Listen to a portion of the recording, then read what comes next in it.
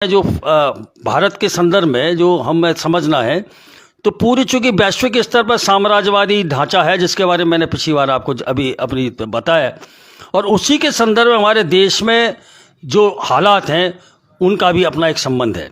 और हमारे देश में जो हमारे मजदूर वर्ग की जो भूमिका, उम्मीद के बारे में अगर समझना चाहें तो फिर मैंने जैसा आपसे आग्रह किया कि इतिहास में हमने किस तरीके से भूमिका अदा की मजदूर वर्ग ने, उसको दोबारा से समझने की ज़रूरत है।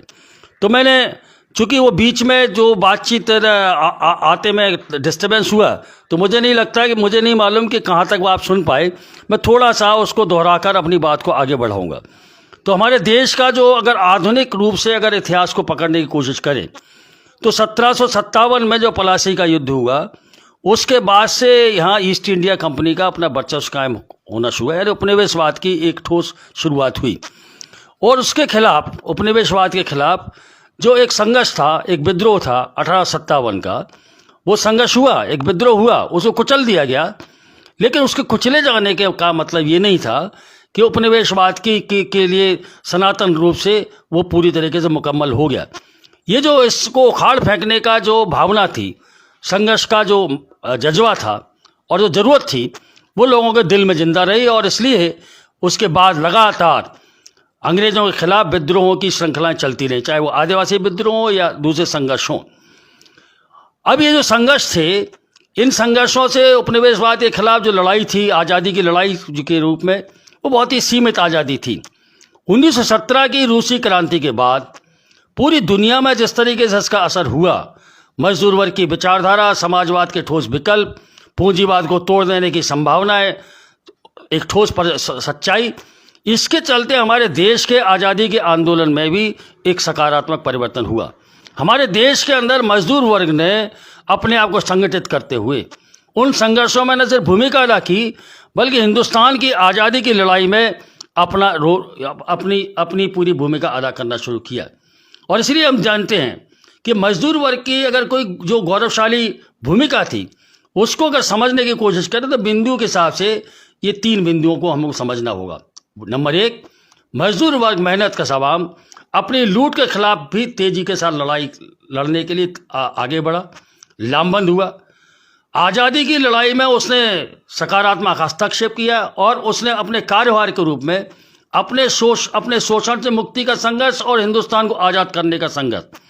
और तीसरा, ये जो आज़ादी की लड़ाई थी, उस आज़ादी की लड़ाई में मजदूर वर्ग की विचारधारा और उसके संघर्ष ने एक नया डिस्कोर्स पैदा किया कि आखिर आज़ादी अगर आएगी तो आज़ादी के बाद हमारे देश का ढांचा क्या होगा, किस तरीके से हम देश के अंदर अपने ढांचे का निर्माण करेंगे, क्या मजदूरों की, मेहनत कशों की क्या स्थिति होगी।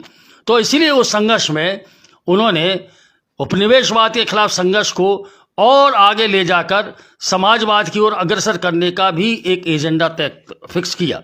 तो ये जो गौरवशाली भूमिका है, यही वो संघर्ष है, जो अभी भी बाकी बचा हुआ है। इसी को हमको मंजिल पर पहुंचाना है। और इसीलिए साथियों, चूंकि ये संघर्ष को मंजिल पर पहुंचाए बगैर हिंदुस्तान में मेहनत का अभाव, आम जनता, देश का भला नहीं हो सकता, तो और इसमें मजदूर वर्ग की ऐतिहासिक भूमिका है, रहेगी। मेहनत का अवाम की ताकत के आधार पर ये संघर्ष होगा। और इसीलिए ये जो हालात है, जो अभी अधूरा हमारा कारोबार रह गया, उसके कारण ही हमारे देश के अंदर आज जो चुनौतियां प्रस्तुत हो रही है, उसका मूल कारण वही है। हम जानते हैं कि ये जो आज चुनौती हमारे सामने प्रस्तुत हो रही है, वो चुनौती का मूल कारण क्या है। ये जो भाजपा के रूप में हमारे सामने सरकार आई है, ये जो साम्राज्यवाद परस्त, पूंजीवादी, फांसीवादी विचारधारा के आधार पर एक तानाशाही का निज़ाम लाना चाहती है, उसकी वैचारिक स्थिति से ही ये उपजी है। आप और हम जानते हैं कि वैचारिक रूप से इसलिए ये जो उपजी है क्योंकि इसकी ये जो भूमिका है हिंदुस्तान के संदर्भ में, उसका जो लक्ष्य है वो साम्राज्यवाद को मजबूत बनाना, पूंजीवाद को कायम रखना, फांसीवादी विचारधारा के आधार पर सत्ता का संचालन करना। ये इनकी विचारधारा की कोई नई नहीं है। ये आज़ादी के आंदोलन के दौरान भी ये इसी तरीके के विचार के साथ थे। इसीलिए तो उपनिवेशवाद के खिलाफ संघर्ष में इनका कोई योगदान नहीं हुआ। इसीलिए तो ये जो आज जो लगातार आज़ादी के बाद के राजनीतिक परिदृश्य में ये उसी तरीके से नकारात्मक साम्राज्यवाद परस्त पूंजीवादी परस्त भूमिका अदा करते रहे, प्रगतिशील ताकतों के खिलाफ लगातार संघर्ष करते रहे। और इसीलिए आज जो संघर्ष है, अब ये जो भाजपा क्या करना चाहती है, भाजपा सत्ता में आने के बाद क्या करना चाहती है, मूल रूप से अगर सारी समस्या को अगर हम तार्किक रूप से पकड़ने की कोशिश करें तो सत्ता में आने के बाद अपना बहुमत स्थापित करने के बाद जो भाजपा का अब एजेंडा है वो उपनिवेशवाद से पूर्व की स्थिति को पर हिंदुस्तान को ले जाना चाहते हैं। और इसीलिए उनका सारा राजनीतिक सोच, सारा नीतिगत मसला, सारे उनके कार्यभार इसी आधार पर उनका एजेंडा तय हो रहा है। और इसीलिए वो आज तमाम राष्ट्रीय आंदोलन के जो गौरवशाली मूल्य जो थे, जो देश की समानता, राष्ट्रीय आज़ादी, सामाजिक एकता, न्याय, भारत के संविधान की जो अवधारणाएं हैं, लोकतंत्र है, धर्मनिरपेक्षता है, संसदीय व्यवस्था है, इनको चकनाचूर करना क्यों चाहते हैं ये हमें पकड़ना होगा। क्योंकि इनकी वैचारिक स्थिति जो आज़ादी के आंदोलन के दौरान थी वही आज है। और इस पूरे ढांचे को तोड़कर ये उपनिवेशवाद के संदर्भ समय के जो ढांचा था, जो गुलामी थी, उस गुलामी को पूरी तरीके से थोपना चाहते हैं। और इसी साथियों, मजदूर वर्ग को इस आधार पर इस पूरी चुनौती को स्वीकार करना पड़ेगा। तो हमें, हमारा संघर्ष क्या है? हमारा संघर्ष है इस समाज के इस पूरे ढांचे को तोड़े। आज सार्वजनिक क्षेत्र पर ये हमला क्यों बोल रहे हैं? आज शिक्षा व्यवस्था पर हमला क्यों बोल रहे हैं? इसका मूल कारण है कि वो साम्राज्यवाद के लिए जो रास्ता तैयार कर रहे हैं। अगर साम्राज्यवाद के दबाव से अर्थव्यवस्था को मुक्त रखने के लिए अगर सार्वजनिक क्षेत्र अपनी भूमिका लगा तो उसको ध्वस्त करेगी। अगर तार्किक आधार पर समाज विज्ञान के नियमों को समझकर समाज की बेहतरी के लिए, समाज की मुक्ति के लिए कोई संघर्ष आगे बढ़े तो ऐसी जो शिक्षा, वैज्ञानिक सोच, तार्किकता, ये जो उनके औजार हैं प्रगतिशील आंदोलन के, उनको पूरी तरह ध्वस्त करना चाहते हैं। इसलिए हमारे सामने जो ठोस चुनौती है वो ठोस चुनौती ये है कि ये जो वर्तमान हुकूमत है उसकी साम्राज्यी गुलामी के लिए जो सांप्रदायिक फांसीवादी नंगी तानाशाही लाकर समाज को आगे बढ़ाने से जो रोकने की जो कोशिश कर रहे हैं उसका मजदूर किसान मिलकर विरोध करें और उसको नष्ट करें। दूसरा, मजदूर वर्ग की जो ताकतें हैं वो राष्ट्रीय आंदोलन द्वारा अर्जित आज़ादी, संविधान, धर्मनिरपेक्षता, लोकतंत्र, आर्थिक आज़ादी को बचाते हुए समाजवाद के निर्माण के लिए, जनता की जनवादी हुकूमत की कायमी के लिए उनको लामबंद करें। तो ये जो मजदूर वर्ग के सामने एक ठोस रूप से इस तरीके का हमारा सामने एक चुनौती या दायित्व हमारे सामने प्रकट हो रहा है। इसी फ्रेमवर्क में अगर हम देखें तो आज जो हमारे देश की सरकार है वो अमेरिका परस्त तो है ही, चीन का भी विरोध करेगी क्योंकि वो समाजवादी देश है। कृषि कानून लाएगी, किसानों को पूरी तरीके गुलाम बनाना है। श्रम संहिताएं लाएगी ताकि मजदूरों को गुलाम बनाया जा सके। सांप्रदायिक ध्रुवीकरण करेगी ताकि सामाजिक एकता न बन सके, मेहनत कश आवाम की एकता कायम न हो सके। जो हमारे सार्वजनिक क्षेत्र के उद्योग हैं उनको नष्ट करेगी ताकि साम्राज्यवाद के लिए रास्ता बन सके। हमारे देश के अंदर मनोवादी सामाजिक विचार और ढांचे को लागू करना चाहेगी ताकि देश के अंदर सामाजिक न्याय और समानता का रास्ता न बन सके। और इसी तरीके की शिक्षा नीति लाएगी। ऐसे ही इसी तरीके के तमाम सारे ये जो परिवर्तन है, नीतिगत जो परिवर्तन है, उसका मूल कारण उनकी विचारधारा में है। और हमारी जो मूल विचारधारा है, जो आज़ादी के आंदोलन के समय मजदूर वर्ग ने, मेहनत कश आवाम ने अंतर्राष्ट्रीय स्तर पर समाजवादी ढांचे के साथ सहयोगी बनकर जो भूमिका अदा की, उसी भूमिका को हमको आगे बढ़ाना है। इसलिए हम कह सकते हैं कि आज़ादी के संघर्ष में जो पूरी परिस्थिति बनी उसके आधार पर आज मजदूर आंदोलन, किसान आंदोलन और समाज के अन्य शोषित तबकों को अपनी भूमिका अदा करनी होगी और उसका अपना एजेंडा तय होगा और उसको वामपंथी दलों की भूमिका को भी हमें उसमें समाहित करना हो। हम कह सकते हैं कि आज़ादी के संघर्ष से उपजी परिस्थिति को प्रतिक्रियावादी ताकतें पीछे खींचना चाहती हैं और हम मेहनत कश आवाम की, मजदूर वर्ग की ताकतों का दायित्व है, प्रगतिशील ताकतों का दायित्व है कि आज़ादी के समय जो परिस्थिति, जो हमने जो उपलब्धि हासिल की, उन्हें बचाते हुए समाज को आगे की ओर ले जाएं। और ये जो संघर्ष है, यही संघर्ष हमारे देश के अंदर जारी है। इसी संघर्ष में हमारे देश का मेहनतकश अवाम आज़ादी के बाद से अब तक अपनी भूमिका अदा करता रहा है, और इसलिए इस भूमिका को और नई चुनौतियों के साथ ढालते हुए अपने आप को आगे बढ़ाना है। हम समझते हैं साथियों कि ये जो पूरा हमारा क्रम है, इसमें कोरोना महामारी का एक नया अध्याय जुड़ा है।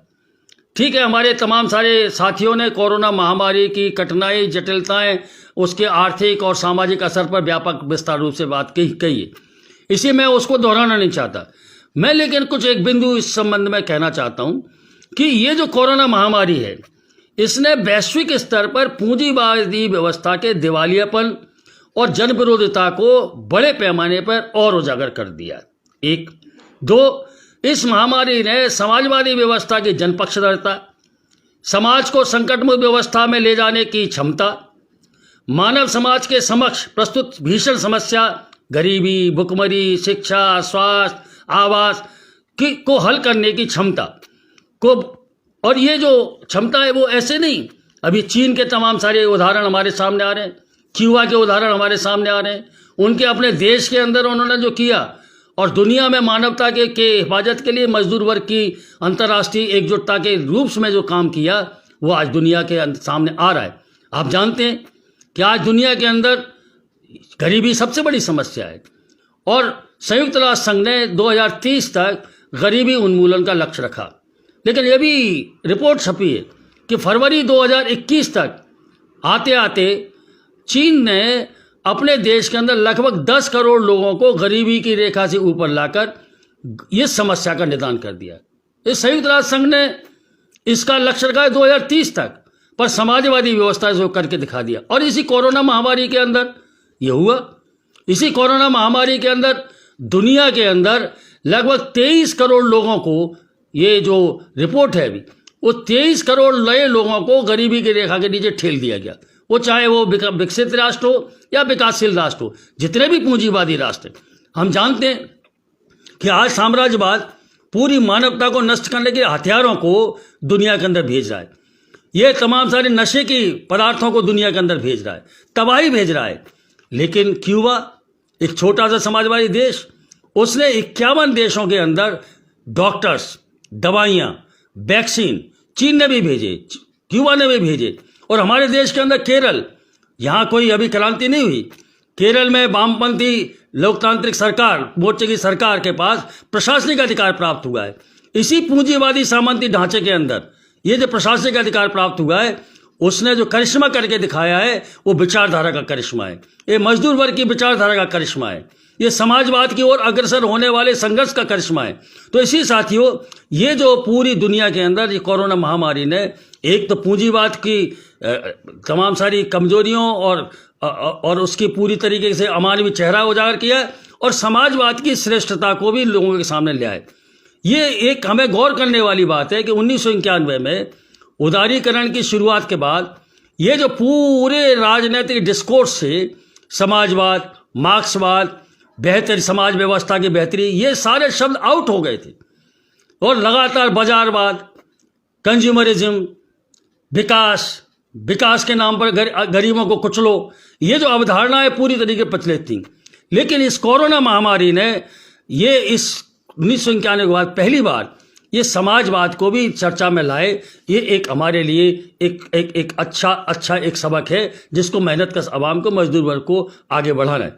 इसी संदर्भ में अगर हम बात करें तो हमारे देश के जो मजदूर वर्ग का जो संघर्ष है, जो कहा कि मजदूर वर्ग मैदान में डटा है, तो कोविड पूर्व के वर्षों में भी हमारे लगातार संघर्ष जारी थे, और उन संघर्षों में हम लोग लगातार राष्ट्रव्यापी हड़तालें, संघर्ष, तमाम सारे लोगों को लामबंद करना, किसानों के संघर्ष ये जारी थे। और हम सब जानते हैं कि बड़ी भीषण आर्थिक मंदी के दौर से दुनिया की पूंजी साम्राज्यवादी व्यवस्था गुजर रही है। हमारा देश भी आर्थिक मंदी से गुजर रहा था, और उस आर्थिक मंदी का जो दुष्परिणाम आ रहा था, वो गरीबों पर महामारी के रूप में पहले ही आ रहा था, और कोरोना महामारी ने उसको और बढ़ा दिया। वो आ रहा था, और हमारे देश के अंदर ये जो आर्थिक मंदी के खिलाफ जो संघर्ष चल रहे थे, उन संघर्षों में हमारे देश के अंदर ये भाजपा की कॉर्पोरेट स्पष्ट सांप्रदायिक एजेंडे के खिलाफ जो तीखे संघर्ष हो रहे थे, उन संघर्षों में मजदूर और किसानों की बढ़ चढ़ के भागीदारी हो रही। इन संघर्षों का तापमान ऐसा था, आपको याद होगा कि पिछले लोकसभा चुनाव से पहले इन्हीं संघर्षों, मजदूरों किसानों के इन्हीं संघर्षों के जो मैदान में डटा था, उसी की परिणति थी कि हिंदुस्तान के अंदर ऐसा वातावरण बन गया था कि भाजपा की इस सरकार के परखचे उड़ने वाले थे। ये तो तिकड़म करके जो पुलवामा किया गया सब जानते हैं, और अब तो उसकी पूरी परतें खुल गई हैं। ये पुलवामा करके ये जो राष्ट्रवाद अंतर्राष्ट्रवाद का जो विषैला प्रचार हुआ, सांप्रदायिक ध्रुवीकरण की जो कोशिशें हुई, उसके चलते तिकड़म बनाकर वो सरकार फिर आ गई। और ये सरकार जब आई है तो इस सरकार ने अपने उसी एजेंडे को, जिस एजेंडे को लागू करने में के लिए बिल्कुल संकल्पित है, उसी को आगे बढ़ाने की उसने शुरुआत कर दी। इनके खिलाफ इसके नए कार्यकाल में हम लोगों का संघर्ष और तेज हो रहे थे। मोदी की सरकार आने के 1 साल के अंदर ही राष्ट्रव्यापी हड़ताल हुई, किसानों के बड़े संघर्ष हुए और मजदूरों किसानों के संगठनों की व्यापक एकता की कायमी की प्रक्रिया और तेज हुई। और इस संघर्ष में ये जो चल रहे थे, इसी बीच पिछला लॉकडाउन आया। अभी लॉकडाउन ने निश्चित रूप से एक नई परिस्थिति हमारे सामने पैदा की। मैं उस विस्तार में नहीं जाऊंगा, कैसे प्रवासी मजदूरों की हालत क्या हुई, हमारे अलग अलग अन्य वक्ताओं ने बताए, और किस तरीके से हमारे देश के अंदर गरीबों की दुर्गति हुई, सब सामने। पर मैं ये कहना चाहता हूँ कि ये जो चुनौती थी कोरोना के समय की, लॉकडाउन की, मजदूर वर्ग ने, मेहनत का जवाब ने अपने संघर्ष के रास्ते को छोड़ा नहीं। मार्च में लॉकडाउन लगा और लॉकडाउन में बाहर निकलने की स्थिति नहीं, संघर्ष की स्थिति नहीं, सरकार का दमनकारी रवैया था। उसके खिलाफ एक अभिनव तरीके से संघर्षों की शुरुआत हुई। 22 अप्रैल से शुरुआत हो गई। हम सड़कों पर नहीं निकल पा रहे थे तो घरों में खड़े होकर, अपनी बस्तियों में एकजुट होकर हमने विरोध कार्रवाइयाँ शुरू की। और सरकार की ये जो गलत नीतियाँ, कॉरपोरेट परस्त नीतियाँ हैं, मजदूर विरोधी नीतियाँ हैं, श्रमिक विरोधी नीतियाँ हैं, किसान विरोधी नीतियाँ हैं, उनके खिलाफ झंडा बुलंद किया। और ये जो शुरुआत हुई अभिनव तरीके की, ये शुरुआत आगे बढ़ते बढ़ते धीरे धीरे करके मई जून तक आते आते मई दिवस मनाने, सीटू का स्थापना दिवस मनाने, और उसके बाद स्कीम वर्कर, आंगनवाड़ी, आशा उषा, उनकी राष्ट्रव्यापी हड़तालें, और ये संघर्ष बढ़ते बढ़ते कारखानों के अंदर, खदानों के अंदर, ये जो लॉकडाउन के नाम पर, कोरोना के नाम पर जो उनकी आमदनी छीनी जा रही थी, नौकरियां छीनी जा रही थी, उनके खिलाफ बड़े बड़े संघर्षों में तब्दील हुआ। इतना ही नहीं, ये 2, 3, 4 जुलाई को कोयला की राष्ट्रव्यापी हड़ताल हुई। दसियों ऐसे आंदोलन हुए, राष्ट्रव्यापी आंदोलन, जिनमें अलग अलग क्षेत्रों के लोग शामिल हुए। और ये जो संघर्षों की जो परंपरा थी, इस परंपरा के साथ में ये किसानों के जो संघर्ष थे, उन्होंने भी नई ऊंचाई हासिल करना शुरू किया। और फिर से एक ऐसा वातावरण तैयार हुआ देश के अंदर कि मजदूरों किसानों का जो आज संघर्ष इस कोरोना की लहर से पूर्व तक जो तीखा हो रहा था, वो वहाँ तक पहुँचाने में ये मजदूरों किसानों के ये व्यापक संघर्षों, मैदान में डटे रहने की ये भूमिका थी। उसी की परिणति थी कि 26 नवंबर को राष्ट्रव्यापी औद्योगिक हड़ताल हुई। और 26 और 27 नवंबर को मजदूर किसानों का एक बड़ा संसद मार्च हुआ। और उस संसद मार्च पर कितना दमन हुआ, कैसे अवरोध पैदा किए गए, किस तरीके मुकाबला हुआ, ये सब करते हुए हम लोग आगे बढ़े। और आज दिल्ली के चारों तरफ नवंबर 26 से 27 से आज की तारीख तक ये जो घेराबंदी है, ये घेराबंदी कोई असाधारण घेराबंदी नहीं है। ये नीतियों के खिलाफ संघर्ष का एक जो नया अध्याय जो शुरू हुआ है, उसको हमें समझने की ज़रूरत है। और ये जो संघर्ष था, ये जो दिल्ली के आसपास जो घेराबंदी है, वो घेराबंदी अकेली धरने तक सीमित नहीं है साथियों। ये जो इस तथ्य को हमें ज़रूर समझना चाहिए कि ये जो पूरी घेराबंदी है, वो एक मुख्यालय बन गया है। हिंदुस्तान के मेहनत कश आवाम को के पावर सेंटर्स बन गए हैं, पावर हाउस बन गए हैं, जहाँ से संघर्षों की विचारधारा, संघर्षों का करंट पूरे हिंदुस्तान में फैल रहा है। और हमने देखा कि ये जो किसान संघर्ष और मजदूर संघर्ष की जो नई एक अभी अध्याय बन रहा है, इसकी खूबी क्या है? पहली बात है कि ये जो संघर्ष धीमा नहीं हो रहा, इसमें भागीदारी कम नहीं हो रही, भागीदारी बढ़ रही है, इसकी व्यापकता बढ़ रही है। और अभी आपने देखा कि फरवरी और मार्च के महीने में ही पूरे देश के अंदर मजदूरों ने अलग अलग क्षेत्रों में संघर्षों को तीखा किया। बैंकों में, बीमा में राष्ट्रव्यापी हड़तालें की, बंदरगाह के मजदूर लड़ रहे, विशाखापट्टनम के मजदूर लड़ रहे, स्टील अथॉरिटी ऑफ इंडिया के लोग मजदूर लड़ रहे, स्कीम वर्कर, आंगनबाड़ी कार्यकर्ता, आशा उषा लड़ रहे, कारखाने के मजदूर संघर्ष के मैदान में। और उधर किसान मोर्चे, कुछ किसानों के संघर्ष भी नए तरीके से, अभिनव तरीके से आगे बढ़े। ये किसान महापंचायत का जो क्रम जो चला पूरे देश के अंदर, उसने एक नई लहर पैदा की। ये तो अपना एक आंदोलन के एक पक्ष है। जो दूसरा गहरा और राजनीतिक पक्ष है, वो हमें मजदूर वर्ग की विचारधारा के हिसाब से समझना है। ये जो आंदोलन है, इस आंदोलन में मजदूर और किसानों की जो एकता, जो इस निज़ाम को पलटने के लिए बुनियाद है, उसको आगे बढ़ाने का एक नया अध्याय इस पूरे आंदोलन में शुरू हुआ। मजदूर और किसानों के बीच में जो एकजुटता, सिर्फ दिखावी एकजुटता नहीं, कार्यवाही की एकजुटता, मुद्दों की एकजुटता, और उनकी मजदूर किसानों की जो एकजुटता कायम हो रही है, उसके आसपास महिला, युवा, छात्र, समाज के अन्य तबकों की जो लामबंदी हो रही, ये एक राजनीतिक विकल्प के बनाने की, क्यों आप ये कह सकते हैं, गर्व के अंदर भ्रूण पल रहा है ये। और ये जो भ्रूण है, इस भ्रूण को हमें ये समझना है कि इसका एक राजनीतिक चरित्र भी हमें समझना है। आप जानते हैं कि भाजपा के पास एक ट्रम्प कार्ड है कि कितना भी जनविरोधी कार्रवाई करो और उसके बाद सांप्रदायिक ध्रुवीकरण से वो अपना चुनावी मुद्दा हल कर लेगी। लेकिन ये जो किसान आंदोलन है, इस किसान आंदोलन ने और मजदूरों के इस आंदोलन, यानी वर्गीय आंदोलनों ने, इसको आप सार रूप में कहे, वर्गीय आंदोलन की तीव्रता ने हिंदुस्तान में ये सांप्रदायिक ध्रुवीकरण का ये जो भाजपा का ट्रम्प कार्ड है, उस ट्रम्प कार्ड के को भी फेल करने की पूरी परिस्थिति निर्मित कर दी। आज उत्तर प्रदेश में क्या हो रहा है, आज राजस्थान में क्या हो रहा है, आज मध्य प्रदेश में क्या हो रहा है, आज दूसरे पूरे देश के अलग अलग इलाकों में क्या हो रहा है। एक और दो, ये खुले रूप से कॉरपोरेट परस्त आर्थिक नीतियों के खिलाफ एक सीधा सीधा संघर्ष है। ये अंबानी अडानी का नाम आ रहा है, पर अडानी अंबानी तो सिंबल है।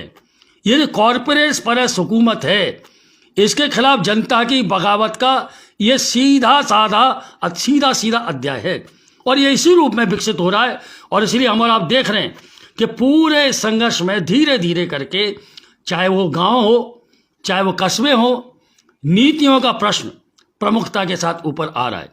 तो ये मजदूर वर्ग के मैदान में डटने, मेहनत कश अवाम के मैदान में डटने का ये जो एक नई ऊर्जा, एक नई संभावना, एक नई दिशा हमारे सामने आ रही, और ये सत्ता के खिलाफ जो संघर्ष है, उस पर इस आंदोलन ने, ये जो अभी नया अध्याय चल रहा है, उसमें एक तो ये किसान नीतिगत सवालों पर संघर्ष है, मजदूर किसानों की एकजुटता है, बाकी पीड़ित आवाम को एकजुट करने की कोशिश है, और इसके साथ साथ जो रणनीतिक कौशल हासिल किया है, ये अपने आप में बेहद गौर करने लायक है। ये रणनीतिक कौशल क्या, वो ये आंदोलन ये समझ रहा है कि हमारे शक्तियों का संतुलन क्या है, सत्ता पर दमन की कितनी ताकत है, और इसलिए उन्होंने अपने आंदोलन को रणनीतिक रूप से ऐसे रूप से विकसित किया, एक शांतिपूर्ण आंदोलन के रूप में, और उनकी तमाम सारी कारगुजारियों को बेनकाब करने के रूप में, और आज इस पूरे आंदोलन को बचा लिया,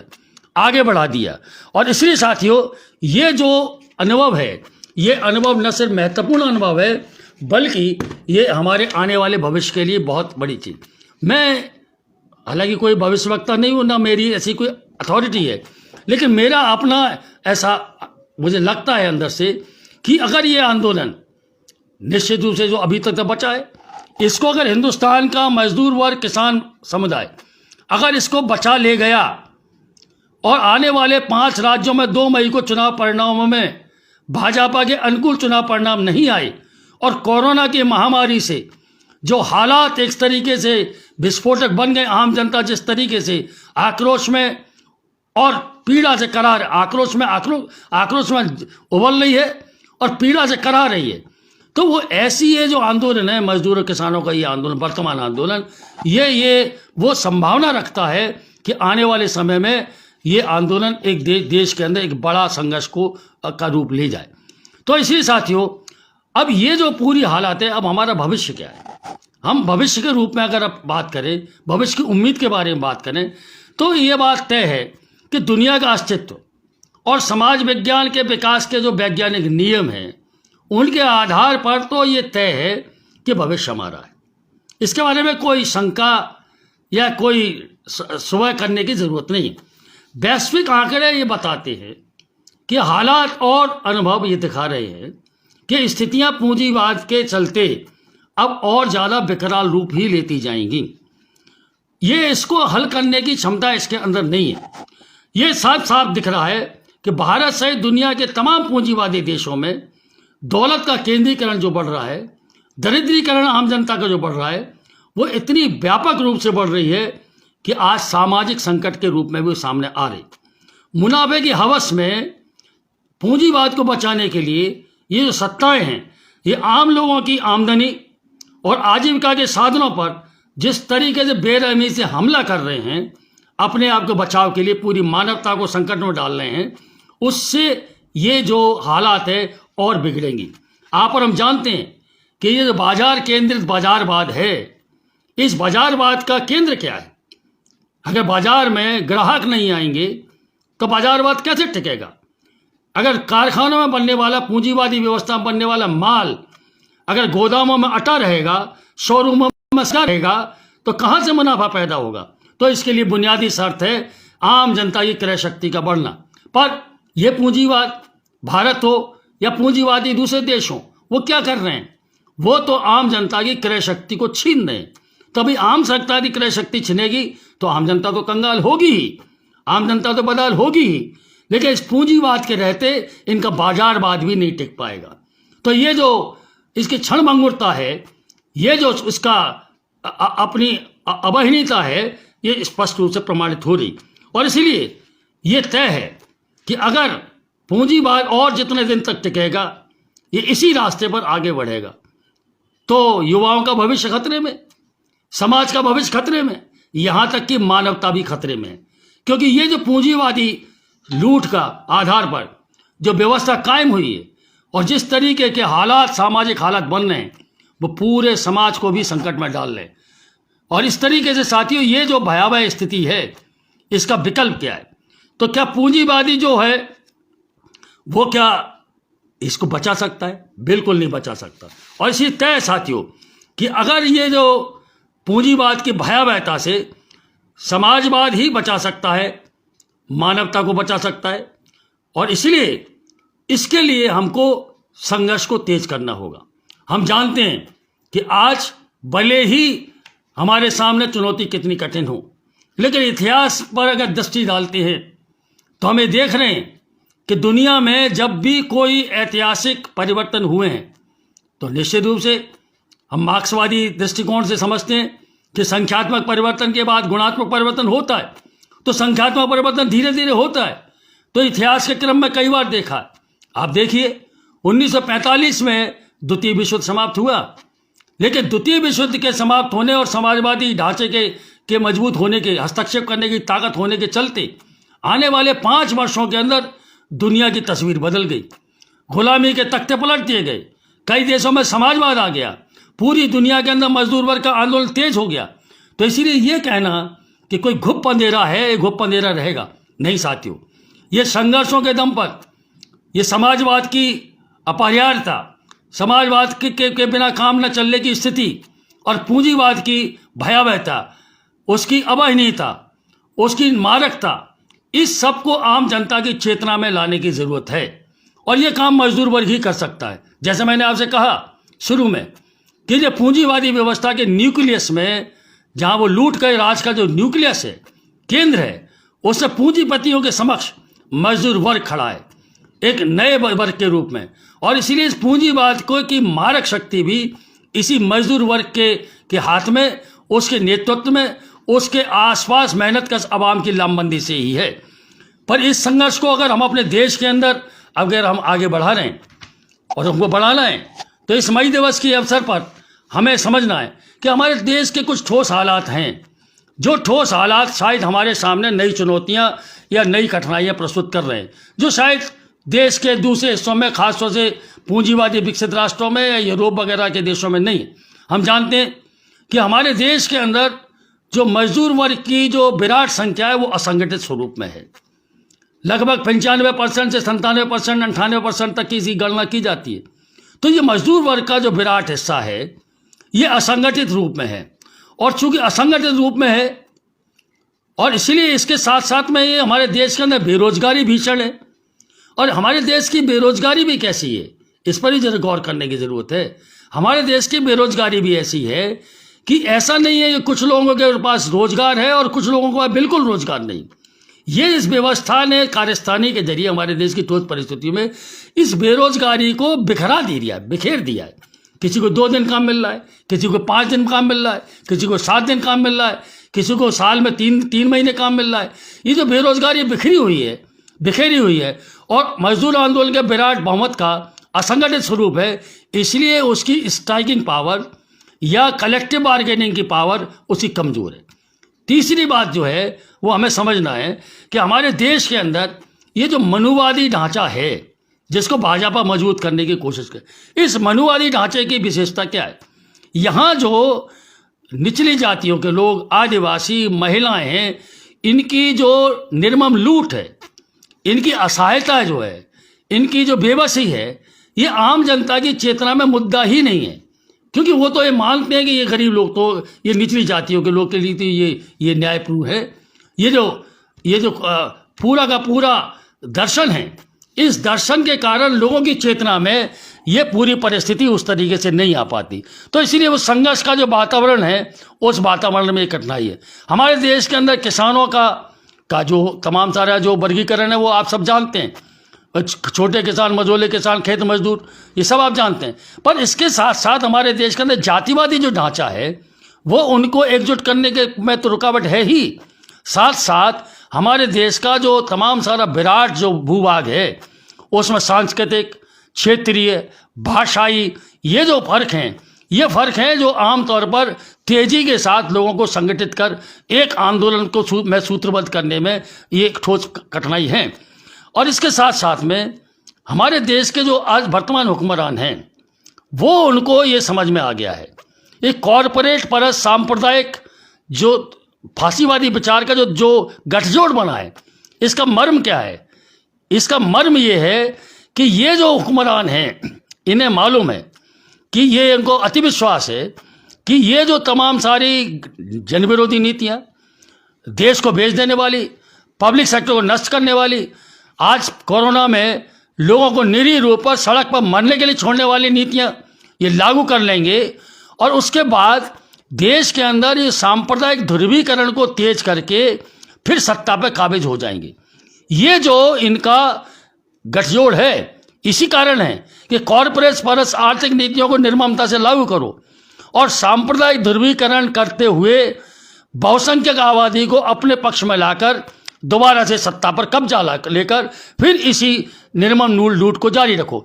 अब ये जो वो है, तो इसके कारण हमको समझ में आता है कि आज हमको जो हमारा कार्यभार है, ये जो कठिनाइयाँ मैंने आपको बताई भारत में मजदूर वर्ग के आंदोलन के समक्ष और मजदूर और किसानों की एकता के समक्ष, इनको एक ठोस कार्यभार के रूप में समझकर ये जो कॉरपोरेट परस्त आर्थिक नीतियाँ और सांप्रदायिक ध्रुवीकरण की जो नीति है, उसका जो गठजोड़ है, इस गठजोड़ को के खिलाफ एक मुकम्मल संघर्ष की हमें आगे बढ़ना पड़ेगा। और इसी साथियों, ये जो हमारी कमजोरियां हैं, इन कमजोरियों को पर हम पार पाएंगे। निश्चित रूप से जो मजदूर किसानों के संघर्ष का नया अध्याय है और अभी जो कोरोना की महामारी है, उस कोरोना की महामारी में जो अभी नया संकट पैदा हुआ, नए जो हालात बने, लेकिन इतिहास क्या बताता है कि हमेशा ही इस तरीके की चुनौतियां आती हैं, लेकिन उन चुनौतियों के अंदर वर्गीय आधार पर लोग भी संघर्ष के नए नए रास्ते अपनाते हैं, नए नए रास्ते निकालते हैं। और आज दुनिया में इसी तरीके के हालात बन रहे हैं, चाहे वो लैटिन अमेरिका हो, वहाँ भी अमेरिका की जो साम्राज्यवादी कठपुतली सरकारों को बनाकर जनतंत्र का गला घोंटने की जो कार्रवाई, उसके खिलाफ विद्रोह बढ़ रहा है।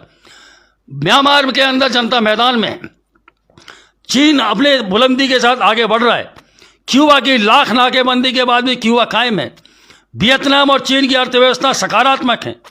पूरी दुनिया के अंदर, अमेरिका सहित पूरी दुनिया के अंदर जनता पूंजीवाद के खिलाफ खड़ी हो रही है और हिंदुस्तान में भी ये संघर्ष अपनी नई ऊंचाई पर जा रहा है। और इसी साथियों, हमारा ये संकल्प होना चाहिए कि आज मजदूर वर्ग जो मैदान में डटा है, वो इतिहास में उसने भूमिका अदा करके आम जनता का, देश का, समाज का भला किया और ये भूमिका आज सतत भूमिका उसको जारी है। वर्ग संघर्ष के रास्ते पर नीतियों के खिलाफ संघर्ष को, सांप्रदायिक और कॉरपोरेट परस्त फांसीवादी एजेंडे को सामने रखकर जो संघर्ष होगा, निश्चित रूप से इसके लिए मजदूर वर्ग और उसके सहयोगी अपना नया रास्ता बना लेंगे। चाहे कोरोना की ये जो चुनौती आई है, उस चुनौती के बाद भी वो अपना नया रास्ता निकालेंगे। निश्चित ही मानिए साथियों, भविष्य हमारा है, क्योंकि ये जो लूट का राज है ये इसके अंतिम पड़ाव पर है। अब ये कब आएगा, कैसे आएगा, मैं कोई भविष्य वक्ता तो नहीं हूँ ये, लेकिन मैं इतना कह सकता हूँ कि ये सामाजिक विज्ञान के नियम और उसका अब तक का जो ज्ञात मानव समाज का इतिहास का जो अनुभव है, वो ये प्रकट करता है कि निश्चित रूप से ये समाजवाद की ओर दुनिया जाएगी। पूंजीवाद का नाश होगा। मजदूर वर्ग और उसके सहयोगियों के संघर्ष के वर्गीय संघर्ष के आधार पर ये रास्ता निकला है, ये रास्ता निकल रहा है और ये रास्ता निकलेगा। इसी साथियों, इस मई दिवस की पूर्व संध्या पर मैं आपसे यही आग्रह करना चाहता हूँ कि ये उदासी को चुनौती के रूप में देखें और इस चुनौती को स्वीकार करें, इन कठिनाइयों को स्वीकार करें और ये जो अनिवार्य संघर्ष है, उस अनिवार्य संघर्ष में अपनी अनिवार्य भूमिका को निभाने की तैयारी करें। मैं मई दिवस की पूर्व संध्या पर अपनी बात समाप्त करते हुए यही नारा लगाता हूँ कि मई दिवस जिंदाबाद, दुनिया के मजदूरों एक हो, समाजवाद जिंदाबाद। हिंदुस्तान में भी आम जनता का संघर्ष और समाजवाद के लिए संघर्ष और शोषण के खिलाफ संघर्ष ताकतवर होगा, आगे बढ़ेगा, जीतेगा। इस उदासी को तोड़ेंगे, नई उम्मीद के साथ संघर्षों को आगे बढ़ाएंगे। आप सभी का बहुत बहुत धन्यवाद करते हुए अपनी बात समाप्त करता हूँ।